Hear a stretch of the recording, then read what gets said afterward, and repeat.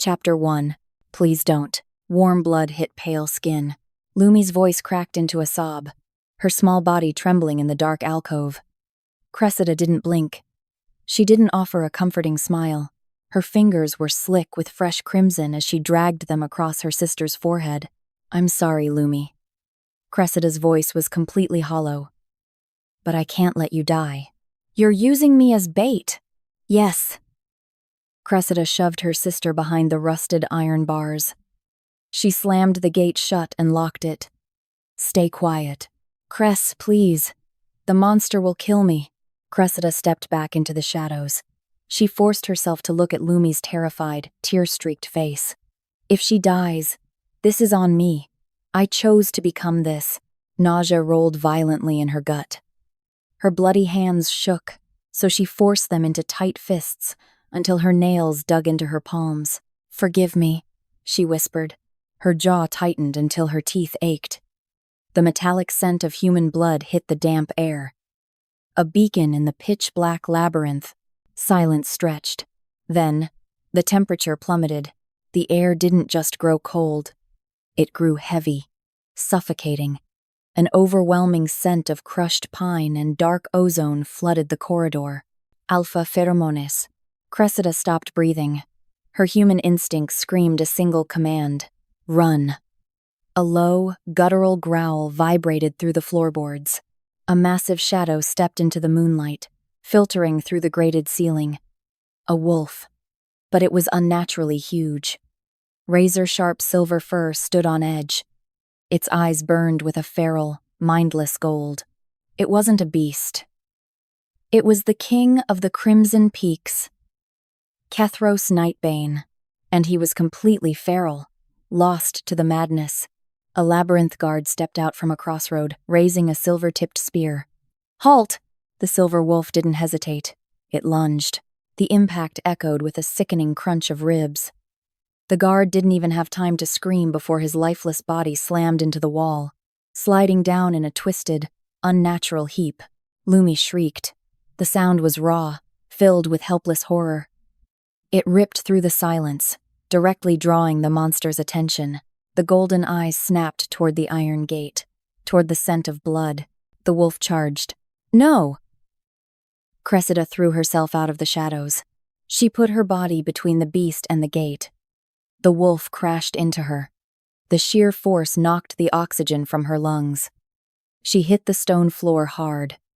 A crushing, impossible weight pinned her down. Hot breath washed over her face. Sharp fangs bared, hovering inches from her jugular. Cressida didn't cry. She didn't beg. She stared directly into the eyes of death. "Get off me," she hissed. The wolf snarled, its jaws opening wide to snap her neck. Cressida's hand shot up from the dark. She gripped the jagged shard of mirror glass she had hidden in her sleeve. She didn't hesitate. She drove the weapon directly into its left eye. The impact shuddered up her arm. A visceral, earth-shattering roar shook the labyrinth walls. Cressida scrambled backward. Her chest heaved. "I said, stay away from her." Bones cracked in the dark. The massive silver form warped and twisted in the shadows.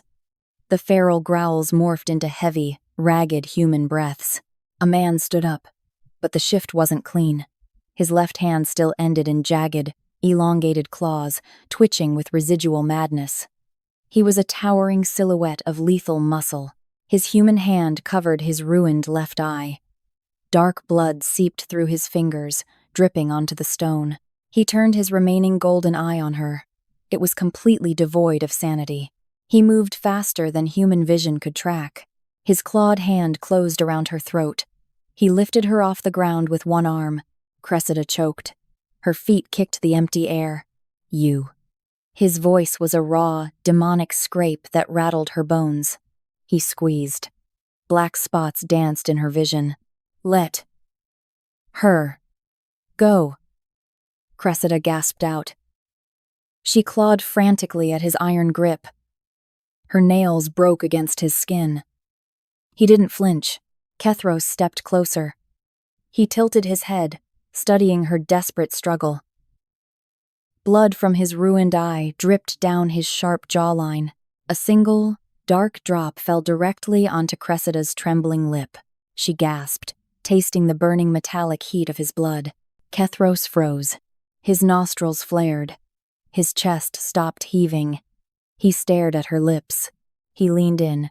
He dragged his thumb over her mouth, aggressively smearing his own blood across her pale skin. He brought the thumb to his mouth. He licked it. His golden eye dilated until it was almost entirely black. The feral madness shifted. It morphed into something much darker, something deeply terrifying and possessive. He pulled her face a fraction of an inch from his. His alpha aura crushed the remaining air from the room, demanding absolute submission. "I should tear your throat out for this," he whispered. His breath ghosted over her bloody lips. Silence stretched, heavy and lethal. "But I won't." His grip on her throat shifted, fingers pressing dangerously into her pulse. "Survivor," he declared. He didn't ask. "You are mine, and that is worse than death." "Cress!" Lumi's muffled, hysterical sobbing echoed from behind the iron bars. But Cressida couldn't answer. She couldn't look away from the golden eye of the monster pinning her in the dark. The trap had closed, and she was the one caught inside. Chapter 2. The heavy oak doors of the great hall slammed open. Guards shoved Cressida forward. She stumbled, her knees hitting the polished marble floor hard. Hundreds of predatory eyes turned toward her. The alpha nobles of the Crimson Peaks didn't hide their disgust. "Filth," someone muttered. "She blinded the king. Rip her apart." Cressida ignored them. Her gaze locked onto the obsidian throne at the end of the hall. Kethros Nightbane sat there. He looked nothing like the feral beast from the labyrinth. He wore a sharp, dark military coat. A black leather patch covered his left eye, the eye she had destroyed. His remaining gold eye pinned her down, cold and calculating. Beside the throne, two massive guards held Lumi. The little girl was shaking violently. "Lumi." Cressida tried to stand. A guard kicked the back of her knees. She crashed back down. "You do not stand in the presence of the king," the guard snarled. Kethros raised a hand. The entire hall fell into a dead, suffocating silence. "Bring her," Kethros commanded. The guards dragged Lumi forward and forced her to her knees beside Cressida. "Cress," Lumi sobbed, leaning into her sister. Cressida wrapped a protective arm around her. She glared up at Kethros. Kethros leaned forward. He didn't look angry. He looked bored. That was infinitely worse. "You are in no position to make demands, human." His voice easily carried across the massive room. "You maimed an Alpha King. The penalty is death. For both of you." Cressida's heart pounded, but she kept her voice completely steady. "She had nothing to do with it. Kill me. Death is too easy." Kethros stood up. He walked slowly down the obsidian steps. Every footfall echoed like a death knell. He stopped right in front of her. He reached into his coat and pulled out a heavy object. Clang. He dropped it at her feet. It was a collar, forged from thick black iron, attached to a short, heavy chain. "Put it on," Kethros said. Cressida stared at the cold metal. "I wasn't asking." Kethros glanced at the guards.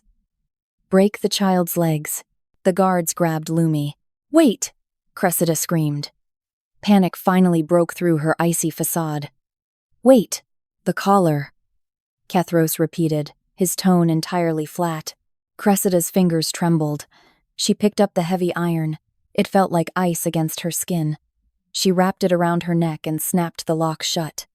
It clicked with a terrible, final sound. A wave of cruel laughter rippled through the hall. "Good," Kethros mocked. "Now. Crawl." Cressida froze. "Crawl to my boots. Beg for her life in front of my court. Prove to them you are exactly what you are, a worthless, pathetic pet." The humiliation was absolute. It burned like acid in her throat. She looked at Lumi. The girl was crying too hard to breathe. "I chose this." Cressida swallowed the last shred of her dignity. She placed her hands on the cold marble. She lowered her head, and she crawled. Every inch felt like a physical blow. The nobles jeered. Someone spat near her hand. She didn't stop. She dragged the heavy chain across the floor until she reached the tip of Kethros's dark leather boots. She looked up. "Please," she whispered, her voice breaking. "I am begging you." "Let her go." Kethros stared down at her. He bent over and grabbed the iron chain, jerking her head up. "A good pet knows her place," he said softly. "For her ears only." Then, he straightened his back and addressed the hall. 10 lashes for the thief," Kethros ordered. "Then throw her into the death mines." Cressida's blood ran cold. "No, we had a deal." "I told you to beg." Kethros's golden eye narrowed. "I didn't say I would grant it." "You liar!" Cressida lunged upward. Kethros slammed his boot down on the iron chain. The force yanked Cressida violently to the floor, pinning her down. She choked against the metal collar. "Execute the punishment." "Now," Kethros barked. The guard raised a thick leather whip. Crack. The sound echoed like a gunshot. Lumi screamed. "Stop!" Cressida thrashed wildly against the chain. "Hit me, not her. Hit me." Crack. Another piercing scream. Kethros didn't move his boot. He stood perfectly still, forcing her to watch. "Look at her," he commanded. "This is the price of your rebellion." Crack. Lumi's voice grew weaker. Cressida stopped thrashing. Something inside her chest fractured. The panic drained away. The fear vanished. The desperate urge to protect shattered into a million jagged pieces. She went completely numb. She didn't hear the rest of the lashes. She just stared at Kethros. No more tears. No more begging. A cold, endless black hole opened in her soul. The dungeon was pitch black. Cressida sat alone on the freezing stone floor. They had dragged Lumi away hours ago. The child was gone. The death mines claimed everyone. Cressida didn't cry. She turned toward the rough stone wall. She pressed her fingertips against the hard surface. She dragged her hands down. Scrape. Her nails chipped. She didn't care. She dragged them down again. Flesh tore. Blood smeared against the dark stone. She didn't feel the pain. The physical agony was nothing compared to the violent storm brewing inside her mind. "I want to die," she whispered into the darkness. The air around her dropped 20 degrees. It wasn't the cold of a dungeon. It was something else. Something ancient. She stopped scratching. She pulled her bleeding fingers back. "But I have to kill him first." In the absolute pitch black of the cell, Cressida opened her eyes. They were no longer ordinary. A fractured, glowing silver light bled into her irises. The shadows in the corner of the cell didn't just sit there. They began to twist. They reached out toward her, writhing like living, breathing serpents. Listening to her command. Chapter 3. Crack. The sharp snap of leather hitting iron echoed through the beast pens. The sound didn't stop. It kept echoing in her skull over and over until it drowned out everything else. Cressida's breath caught in her throat. For a split second, she wasn't kneeling in the freezing muck. She was back in the great hall. Lumi was screaming, "Move it, human scum!" A lichen overseer barked, striking the cage bars again. Cressida forced her lungs to work. She didn't look at the guard. She just dug her hands deeper into the foul-smelling grease of the machinery, hiding the rusted coil of spring wire and the sharpened piece of scrap metal. "You're going to get us all killed." Jinx fluttered down from the rafters. The pixie's wings buzzed with frantic anxiety as he landed on a wooden post. "Quiet, Bug," a deep voice rumbled. Thorn stepped into the dim light. The massive bear shifter tossed a dirty rag at Cressida. "Hide it, now!" Cressida swiftly wrapped the crude spring blade in the rag and shoved it deep into her boot.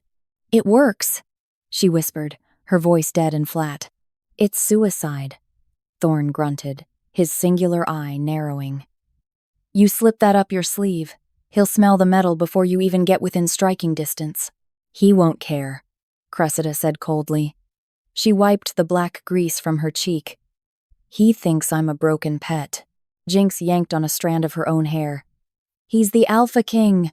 You can't kill him with a junk knife. Watch me. Cressida turned back to the muck. The phantom echo of Lumi's sobs still rang in her ears, a relentless, agonizing loop. She welcomed the pain. It kept her focused. Midnight, Cressida sat on the hard cot in her cell. The heavy iron collar chafed against her raw skin. She rolled up her ragged sleeve. Using strips of torn fabric, she tightly bound the spring-loaded blade to her right forearm. A simple flick of her wrist would trigger the release. Click. The blade locked into place. Suddenly, the shadows in the cell froze. The temperature plummeted to a bone-chilling degree. The suffocating scent of crushed pine and dark ozone flooded the confined space, instantly stealing the oxygen from the air. Cressida's heart slammed against her ribs. The heavy iron door didn't creak. It swung open silently. Kethros stepped inside. He wore no armor, just a dark shirt unbuttoned at the collar. The black eye patch cast a sinister shadow over half his face. Without a word, he closed the door behind him. The lock clicked. Cressida stood up immediately. Her back hit the cold stone wall. She lowered her right arm, keeping it perfectly straight. "What do you want?" she demanded. Kethros didn't answer. He walked toward her. Slow, deliberate. The sheer mass of his body trapped her. He didn't stop until his boots crushed against hers. Cressida had to tilt her head back to look at him. The alpha pheromones rolled off him in suffocating waves, demanding immediate, absolute submission. "You smell like rust and decay," Kethros stated, his voice a low, vibrating rumble. "I work in your beast pens. You smell like something else, too." He raised his hand, his large, rough fingers wrapped around her throat. Not a caress. A threat. His grip tightened. For a fraction of a second, her vision went completely black. Her body jerked violently, human instincts screaming. This wasn't just a threat. He could kill her. Right now, he easily lifted her onto her tiptoes. Pure, biological terror, warred with the deep, unnatural heat spreading through her veins. Her skin flushed, her pulse hammered frantically against his palm. "Fear," Kethros murmured. He leaned down. His face hovered inches from her neck. The terrifying sound of his fangs extending sent a violent shiver down her spine. "Get away from me," she gasped. Kethros chuckled, a dark, cruel sound. He leaned in closer. The razor-sharp tip of his elongated fang grazed the delicate skin right over her carotid artery. Cressida stopped breathing. One flinch, one wrong breath. He could rip her throat out in a fraction of a second. The danger was absolute and completely intoxicating. "Kill me, then," she choked out. "I already told you. Death is too easy." His grip on her throat shifted, forcing her chin up. His mouth hovered millimeters from hers. She could taste the dark heat of his breath. The tension in the air was so thick it was suffocating. This was the moment. He was vulnerable. Cressida's fingers twitched. "Do it. Kill him. Avenge Lumi." The metal edge of the hidden blade pressed against her own skin beneath the bandages. But her body betrayed her. Instead of pulling away, she leaned into the heat, into the danger, into him. She let out a soft, shuddering gasp, her eyes fluttering shut as the traitorous craving for his destruction washed over her. Kethros stopped. The lethal tension snapped. He pulled back, dropping his hand from her throat. The golden eye gleamed with absolute, devastating mockery. "Too scared to stab me, pet?" Cressida's eyes snapped open. Her blood ran to ice. He looked down at her right forearm. He knew. He had known the whole time. Kethros took a step back, adjusting his cuffs with perfect indifference. "Keep your little toy. It makes you slightly more entertaining." He turned toward the door. "Be ready at dawn." The pens were just a warm-up. He opened the door and walked out, leaving it wide open. Cressida's knees buckled. She slid down the wall, hitting the floor hard. She ripped the bandages off her arm and threw the crude blade across the room. It clattered uselessly against the stone. She buried her face in her hands. She wasn't crying over Lumi this time. She was suffocating on her own self-disgust. For one terrifying second in the dark, she hadn't wanted to stab him. She had wanted his mouth on hers, and that was worse than anything he had done to her. Chapter 4. Eat! The iron door rattled as a guard kicked a silver tray into the cell. Cressida flinched, expecting stale water and moldy bread. Instead, the scent of roasted meat and hot broth filled the freezing air. Next to the silver plate sat a small vial of shimmering blue liquid. "What is this?" she rasped. The guard sneered, leaning against the bars. "The king's orders.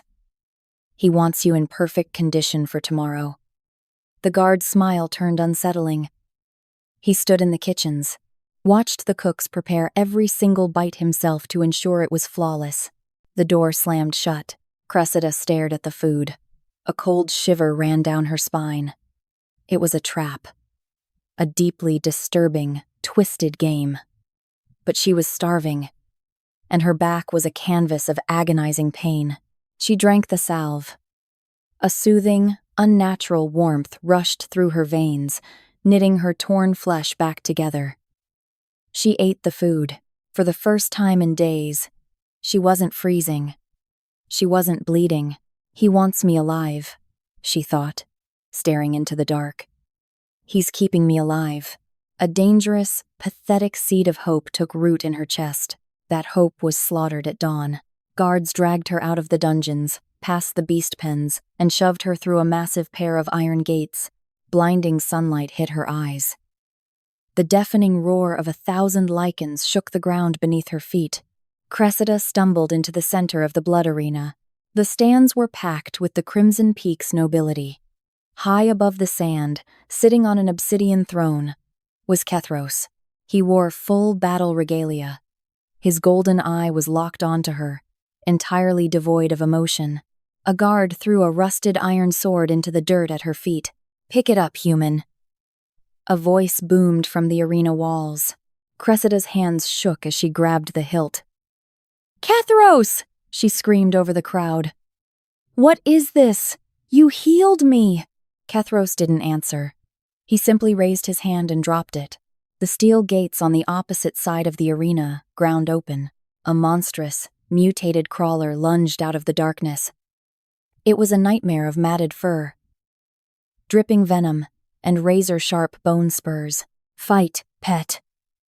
Kethros's voice echoed, amplified by magic.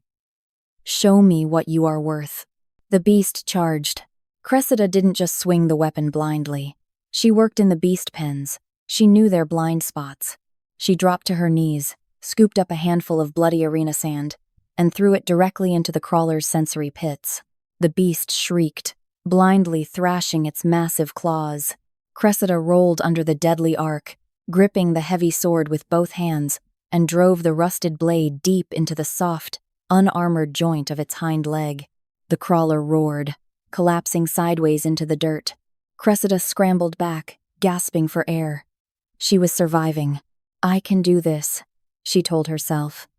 "I will survive this." Enough. Kethros's voice sliced through the chaos. It silenced the entire arena. The beast stopped instantly, cowering under the sheer weight of the Alpha's command. Cressida stood in the center of the arena, chest heaving, blood dripping from a shallow cut on her cheek. She glared up at the throne. "Is that all?"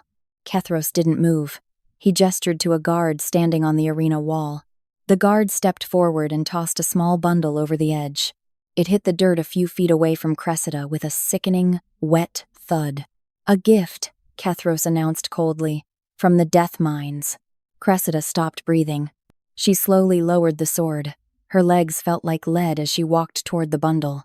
It was a piece of fabric, a torn, tiny blue dress, completely soaked in fresh, dark blood. Laying on top of it was a single braid of light blonde hair, tied with a familiar faded ribbon. Time stopped. The roaring crowd faded into a dull, distant ringing. "Lumi," Cressida whispered. She fell to her knees. Her trembling hands hovered over the bloody ribbon, terrified to touch it. Up on the obsidian throne, Kethros sat perfectly still. His face remained a terrifying mask of cold indifference. But beneath the armrests, His knuckles had turned bone white. The solid obsidian stone began to splinter. Sharp cracks echoed around the royal balcony as the throne literally fractured under his crushing grip. Dark blood started dripping from his own palms. Down in the dirt, Cressida didn't scream. She didn't cry. The seed of hope inside her didn't just die, it rotted. The final tether holding her human sanity together snapped. She picked up the bloody braid. She pressed it against her chest. Then, she looked up at Kethros. Her eyes were completely dead. "You win," she said. Her voice wasn't a shout. It was a hollow, eerie whisper that carried perfectly in the dead silence of the arena. She opened her hand. The rusted sword dropped. Clang. "I have nothing left." Cressida closed her eyes, turning her back to the beast. Death is a release. Up on the throne, the mask finally shattered. Kethros froze. For one agonizing, suspended second, the absolute alpha just stared at the broken girl in the dirt. His golden eye widened with a sudden, suffocating terror. "No," he breathed. Then the panic hit. "Guards, kill the beast, now!" Kethros roared. But the crawler had already caught the scent of absolute surrender. It didn't wait for a command. It lunged. "Cressida." Kethros didn't take the stairs. He vaulted over the edge of the royal balcony, plummeting 40 feet straight down into the arena. But he was a second too late. The beast's massive claws slammed into Cressida's back. The sickening impact echoed through the stadium. Blood sprayed across the pale sand. Cressida was thrown forward like a broken doll. She hit the dirt and didn't move. Kethros crashed into the arena floor. He didn't even look at the beast as he ripped its head off with one brutal, unthinking swipe of his claws. He dropped to his knees in the bloody sand. "Cressida." His voice shook violently. The cold king was gone. Only a desperate, terrified man remained. He pulled her up into his arms. Her head rolled back against his forearm. Her pale skin was already turning gray. "Look at me," he commanded, his chest heaving with pure horror. He pressed his hand against the massive bleeding wound on her back. "Look at me." But her chest was completely still. Cressida had stopped breathing. Chapter 5. There was no heartbeat. Kethros knelt in the bloody sand, his hands pressing desperately against her ruined back. "Heal," he commanded. His voice cracked, stripping away the terrifying Alpha King, leaving only a frantic man. "I order you to heal." Nothing happened. The vibrant, stubborn life had completely vanished from her pale face. The arena above them was dead silent. 1,000 lichens watched their invincible king shatter over the body of a human slave. Then, the air didn't just grow cold. It died. The overwhelming scent of Kethros's pine and ozone was instantly swallowed by the stench of rotting earth and ancient decay. Kethros froze. His instincts, the primal, thousands of years old lichen instincts, screamed a warning so violent it made his vision blur. He didn't move away. He looked down at Cressida. Pitch-black veins erupted from beneath her collarbone. They didn't glow. They writhed like living parasites, crawling up her neck, spiderwebbing across her pale cheeks with the sickening sound of splintering ice. The veins spread slow, deliberate, as if something inside her was learning how to move. Her body slowly levitated out of his arms. "Cressida!" Kethros reached for her, but an invisible force violently shoved him back. "Stay back!" a frantic voice shouted from the opened arena gates. A young human slave, barely older than Lumi, sprinted onto the sand. He must have broken free from the holding pens during the chaos. He didn't understand the danger. He only saw a girl he recognized, floating in the air, surrounded by monsters. "I've got you, Cress." The boy reached out and grabbed her wrist to pull her down. "Don't touch her," Kethros roared. It was a second too late. The moment the boy's skin made contact, a sickening gasp escaped his lips. The black veins on Cressida's arm pulsed violently. The boy didn't scream. He didn't have the breath for it. In less than 3 seconds, the vibrant color faded from his skin. The life drained out of him. His body collapsed in seconds, empty, lifeless. He hit the dirt like a hollow shell. Cressida slammed back onto the ground. She gasped, her eyes snapping open. But they weren't human anymore. The irises were entirely consumed by a fractured, suffocating black void. She pushed herself up. The massive, fatal wound on her back was gone, replaced by a jagged network of scarred black tissue. She looked down. She saw the empty, lifeless husk of the young slave boy at her feet. She saw her own hand, still radiating a faint, rotting dark mist. The realization hit her like a physical blow. She had drained him. She had consumed his life to heal her own. "No," Cressida whispered. The absolute horror fractured her mind. "No, no, no." She scrambled backward, crawling away from the body. She looked at her hands, trembling violently. Nausea ripped through her stomach. Abomination.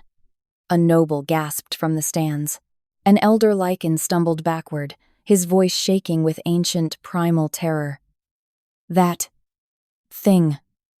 No. Not again. Kill it. Kill it now." Chaos erupted. Guards drew their silver weapons. Wolves began to shift in the stands. Cressida didn't look at the weapons. She pulled her knees to her chest, digging her nails into her own scalp, trying to tear the darkness out of her own head. The self-hatred was a physical agony, far worse than the beast's claws. "I am a parasite. I am the monster. Don't look at me!" She screamed as Kethros took a step toward her. The dark mist violently flared around her body, expanding outward like a shockwave of decay. The sand beneath her instantly turned black and crumbled to ash. Kethros didn't draw his sword. Every biological instinct in his lichen blood screamed at him to destroy the lethal anomaly standing in front of him. He ignored it. He walked straight into the expanding shockwave of dark mist. The rotting aura hit his skin. It hissed. The heavy fabric of his coat disintegrated. The flesh on his forearms immediately began to blister and crack, burning under the parasitic drain. He didn't flinch. "Stop," Cressida sobbed, trying to back away. "I'll kill you. I'm rotting you." "Let it rot," Kethros growled. "As long as it's you." He closed the distance. Ignoring the agonizing burns spreading across his chest and arms, he dropped to his knees and pulled her violently against his chest. He wrapped his massive arms around the monster. He buried his face in her dark, venomous hair, physically holding her shattered soul together while the rest of the world screamed for her execution. "You are mine," he whispered against her skin, while his own flesh burned. "Even this." Cressida froze in his arms. For a second, she almost shoved him away. Almost. Her hands trembled against his chest. She hated that she didn't. Chapter 6. The blade sliced cleanly through flesh. Dark alpha blood welled up from the deep cut on Kethros's wrist. It dripped steadily into a heavy iron funnel. Inside the funnel, ancient runes flared. The blood vaporized, feeding through a ventilation tube into the reinforced, vacuum-sealed glass cage sitting in the center of the royal war room. Inside the cage, Cressida didn't move. The dark, rotting mist surrounding her body hissed as the vaporized alpha blood flooded the enclosure. The blood acted as a sedative. It violently suppressed the parasite inside her, forcing the black veins on her neck to recede just enough so she could breathe without tearing her own skin apart. She sat cross-legged on the cold metal floor. She watched Kethros bleed for her. Her fractured, void black eyes held zero pity. "Drip, drip, drip," Cressida mocked through the internal comm system. Her voice echoed out of the speakers, metallic and entirely hollow. Outside the glass, Kethros wrapped a bloody bandage around his wrist. He looked terrible. His skin was pale from days of constant blood loss. The burns on his chest from her rotting aura were infected, weeping dark fluid through his unbuttoned shirt. He pressed a hand against the thick glass. "Does the pain feel lesser today? Does the pain feel lesser today? You think this makes you a savior?" Cressida didn't look at his hand. "You are not a pet. I am whatever you made me." She tilted her head. "How long until you bleed out, Alpha?" I'm taking bets." Before Kethros could answer, the heavy oak doors of the war room blew open. "Step away from the abomination." Elder Vance marched into the room, flanked by 24 heavily armed lichen guards. They carried silver-forged executioner axes. The High Council had arrived. Kethros didn't flinch. He slowly turned his back to the glass cage, putting his massive, injured body between Cressida and the council. "You trespass in my private quarters," Kethros growled. "You harbor a plague." Vance spat. The elder pointed his silver cane at the glass. "That thing killed a boy in the arena. Its very existence is a threat to the shifter race. Step aside, Kethros." "No." Vance's eyes narrowed. "Then you are stripped of your crown by decree of the High Council. You are a traitor to your bloodline." Vance raised his hand. "Subdue him." 4 elite guards rushed forward. Kethros could have slaughtered them all in seconds. Even injured, he was the Alpha King. But if he shifted, if he lost control, the fragile runic seals on the glass cage would shatter from the pressure of his aura. The vacuum would break. The parasite inside Cressida would consume the entire castle.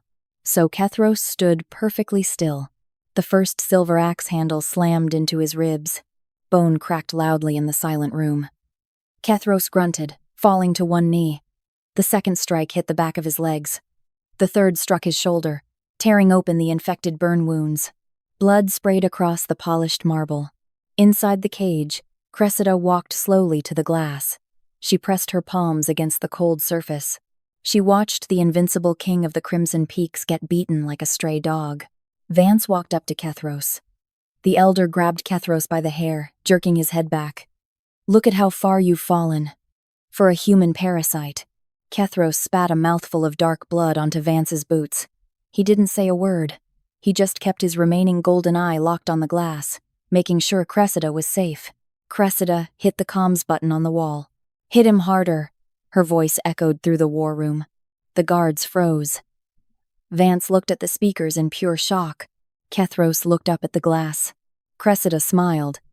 It was a terrifying, broken thing. "You like watching, don't you, Kethros? You like forcing people to watch." She leaned closer to the glass. Her voice dropped to a lethal whisper. "Crawl, Alpha. Beg them for your pathetic life." Kethros let out a ragged breath. A bloody, twisted smile crept onto his face. He didn't fight back. He didn't defend himself. He let the guards strike him again. "Do you feel it now?" Cressida's voice sliced through the sound of breaking bones. The absolute helplessness? The humiliation? "Yes," Kethros gasped, blood pouring from his mouth. He looked right at her. "Keep talking. Let me hear your voice." He was completely insane. He was finding absolution in her cruelty. "I hope they beat you to death," Cressida whispered. "I know." Suddenly, the air pressure in the room vanished. It wasn't magic. It was chemistry. One of the guards didn't raise his axe. He reached into his tactical vest and pulled out a crude, dark iron cylinder. It smelled like sulfur and crushed wolfsbane. Vance realized it a second too late. "Rebels, stop him." "For the White Crescent," the rebel screamed. He hurled the bomb directly at the runic funnel, feeding Kethros's blood into the cage. "Cressida." Kethros didn't hesitate. He threw his massive body forward, lunging across the floor to shield the glass. The explosion ripped through the room. A deafening shockwave of fire and silver shrapnel shattered the reinforced glass. Cressida was thrown violently backward against the steel wall. When the smoke cleared, the war room was a slaughterhouse. Guards lay dead or writhing on the floor. Cressida scrambled up. The vacuum was broken. The heavy scent of blood and smoke filled her lungs. She looked through the massive, jagged hole in the glass. Kethros was on the ground. He wasn't moving. A massive, jagged shard of the reinforced glass had embedded itself deeply into the left side of his face, burying directly into the very eye socket Cressida had blinded days ago. Dark blood pooled rapidly beneath his head, spreading across the white marble like a fatal shadow. The king had finally fallen. Chapter 7. Smoke filled the ruined war room. The surviving rebels stepped over the bodies of the fallen elite guards. There were 4 of them left. They moved slowly toward Kethros's motionless body. "The king is down," the rebel leader barked, drawing a silver blade. "Cut his throat. Let's make sure." A heavy combat boot stepped onto the shattered glass. Crunch. The rebels froze. Cressida walked out of the wreckage of the vacuum cage. She didn't look like a terrified human slave anymore. The dark, rotting mist of the Moon-Eater didn't explode out of her in a panic this time. It coiled around her forearms, tight and controlled, clinging to her like a second skin. She reached down and ripped a thick, exposed copper cable from the cage's broken ventilation system. Her mechanical mind and the ancient parasite synchronized. The dark energy immediately infected the metal, turning the heavy wire into a rigid, crackling whip of pure decay. "Kill the abomination too," the rebel leader sneered. They charged. Cressida didn't flinch. She swung the heavy cable. The corrupted metal lashed across the first rebel's chest. His armor didn't stop it. The dark energy bypassed the steel, immediately draining the life from his lungs. He collapsed into a lifeless, desiccated husk before he even hit the floor. "What the?" Cressida didn't give them a second to process. She moved with ruthless, calculating precision. She ducked under a wild sword strike, stepping into the guard's personal space, and pressed her bare palm flat against his chest. The Moon-Eater mist surged. The man's eyes rolled back. His body withered into a hollow shell in less than 2 seconds. She shoved him aside. He dropped like a stone. The remaining 2 rebels backed away, their bravado completely shattered. They looked at the girl with the void black eyes. "Monster! Run!" Cressida whispered. They turned to flee toward the open doors. Cressida lashed the cable out, wrapping it tightly around their ankles. She gave a sharp, brutal yank. They crashed hard onto the marble floor. The decay spread rapidly up their legs, silencing their screams instantly. The room went dead quiet. Only the crackle of fire and the hum of broken machinery remained. Cressida dropped the cable.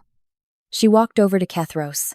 He was drowning in his own blood, the massive glass shard protruding deeply from his ruined eye socket. He was barely breathing. But his remaining golden eye was open. He had watched her slaughter the rebels. He didn't look horrified. He looked up at her with absolute, fanatical worship. Cressida knelt beside him. She didn't hesitate or ask if he was ready. She gripped the bloody glass shard and yanked it out in one swift, violent motion. Kethros violently choked on the air, a ragged, wet gasp escaping his lips. She grabbed the collar of his ruined coat, pulling his heavy torso up slightly so he had to look at her. Her face was inches from his. "Why?" he rasped. Blood bubbled at the corner of his mouth. "You wanted me dead. I still do," Cressida said coldly. Her black eyes bored directly into his soul. "But you don't get to die for them. You don't get to be a martyr." Kethros let out a broken, bloody laugh. It sounded like grinding stones. His hand weakly came up, his trembling, blood-stained fingers wrapping around her wrist. "Possessive. Your life belongs to me, Kethros. Only I get to decide when it ends." He smiled. It was the terrifying, devoted smile of a completely broken man who had finally found his god.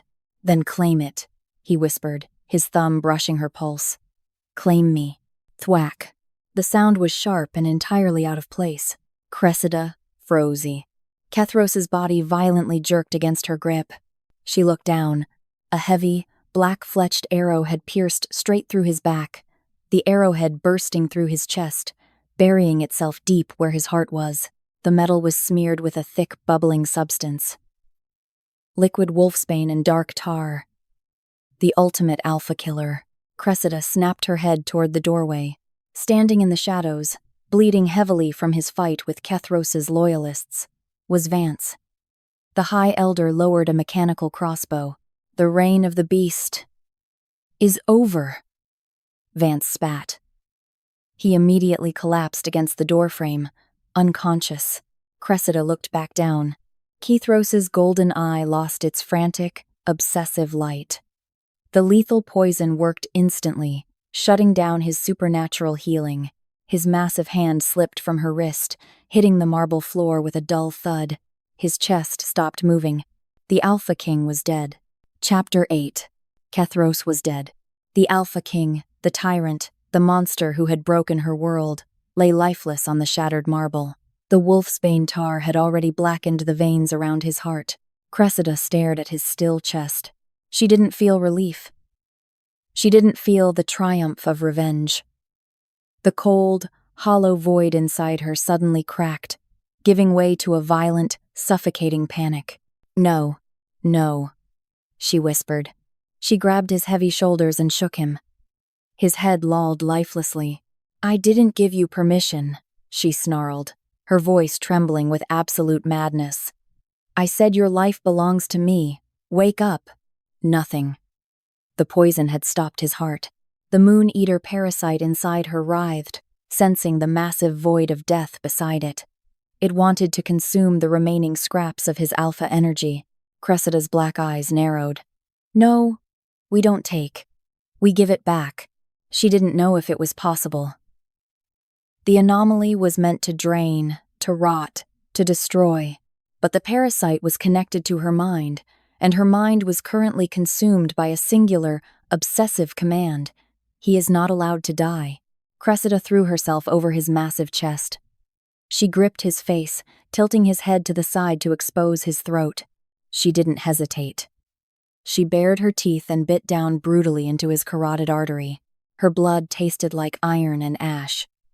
She forced the dark, parasitic mist out of her own veins, pushing it violently through her teeth and directly into his dead bloodstream. It was agonizing.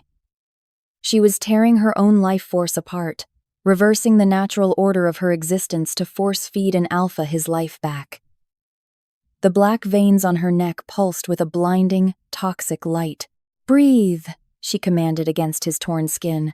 Breathe. Silence. Then a sound. Thump. A single, massive heartbeat violently shook his chest. Cressida gasped, pulling back. Kethros's chest heaved. He dragged in a ragged, deafening breath that sounded like tearing metal. His eyes snapped open. They weren't just gold anymore.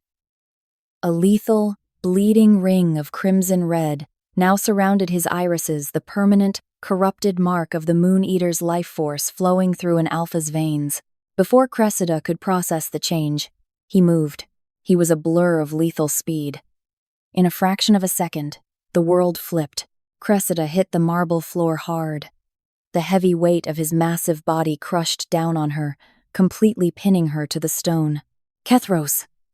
She gasped, her hands instinctively hitting his chest. His skin was burning, radiating a heat so intense it felt like standing in front of a furnace.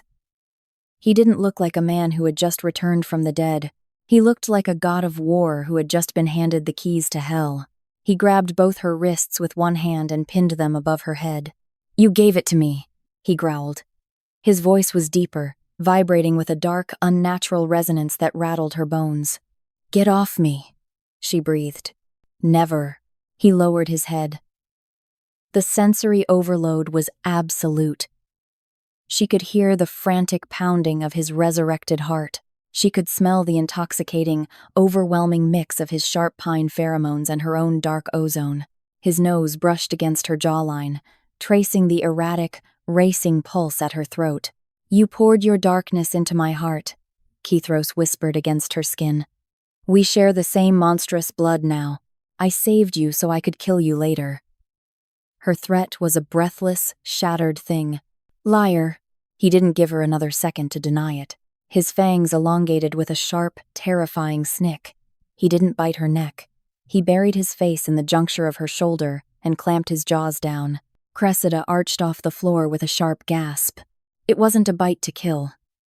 It was a claiming, searing, absolute heat rushed from his fangs directly into her bloodstream. It felt like liquid fire branding her very soul.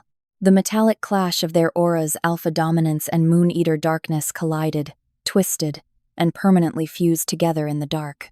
She struggled for exactly 1 second. Then, her fingers slowly uncurled. Her body betrayed her one final time, completely surrendering to the overwhelming weight of his possession. She couldn't escape him. And the twisted, horrifying truth was she didn't want to. He pulled back, his crimson gold eyes burning into hers. He wiped a smear of blood from her collarbone with his thumb. "Mine," he swore. "Until the world burns." "Cress!" The frantic, tiny voice shattered the heavy tension. Jinx fluttered into the ruined war room. The pixie was covered in soot, his wings buzzing erratically as he hovered above the shattered glass. Kethros didn't get off her, but he shifted his weight, turning his head to glare at the interruption. "I found it," Jinx gasped, dropping a heavy, blood-stained piece of parchment onto Kethros's chest. "In the rebel leader's pocket." The execution in the arena. The braid. Cressida stopped breathing. "Lumi?" Kethros snatched the parchment. His eyes scanned the chaotic, bloody handwriting. The air in the room suddenly dropped to a freezing, lethal temperature. Kethros looked down at Cressida. The possessive heat in his eyes was replaced by cold, absolute warfare. "She isn't dead," Kethros stated, his voice devoid of all mercy. Cressida pushed herself up against his chest, her hands trembling as she grabbed the edge of the parchment. "Where is she?" "She isn't your sister, Cressida," Kethros said, his jaw tightening into a lethal weapon. "The rebels didn't kill her. They extracted her. She is the key." He stood up, pulling Cressida effortlessly to her feet and tucking her firmly against his side. He looked out through the blown-out walls of the war room, toward the distant, snowy peaks. "The White Crescent Empire has her," Kethros growled into the dark, the crimson ring in his eyes glowing like a warning beacon in the night. "Prepare for war."